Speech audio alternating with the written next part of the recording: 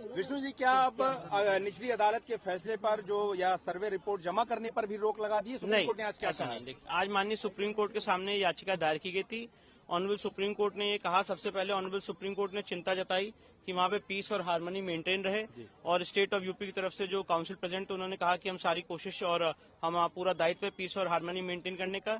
इसके बाद माननीय सुप्रीम कोर्ट ने जो मस्जिद कमेटी थी जिन्होंने एसएलपी दायर की थी, उनको कहा कि आप इस ऑर्डर को हाईकोर्ट में चैलेंज कर सकते हैं, और हाईकोर्ट में जाने का उनको एक लिबर्टी दी है।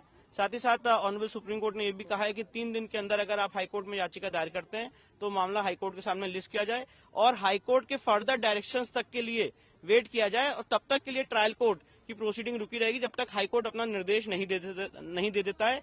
और ये मामला अभी ट्रायल कोर्ट में 8 जनवरी को लगा हुआ है। साथ ही साथ ऑनरेबल सुप्रीम कोर्ट ने यह भी निर्देश दिया है कि जो एडवोकेट कमिश्नर महोदय हैं वो अपनी रिपोर्ट सील कवर में दाखिल करेंगे। तो इसका क्या मतलब निकाला जाए कि ट्रायल कोर्ट की प्रोसीडिंग पर एक तरह से स्टे हो गया है? नहीं, ट्रायल कोर्ट की प्रोसीडिंग का भी एक लिमिटेड स्टे है जब तक ऑनरेबल इलाहाबाद हाईकोर्ट अप्रोच नहीं करते हैं, और जब ऑनरेबल इलाहाबाद हाईकोर्ट अप्रोच करेंगे और मैटर ऑनरेबल हाईकोर्ट में लिस्ट हो जाएगा तो ऑनरेबल इलाहाबाद हाईकोर्ट डिसाइड करेगी कि ट्रायल कोर्ट की प्रोसीडिंग स्टे रहनी की नहीं रहनी है।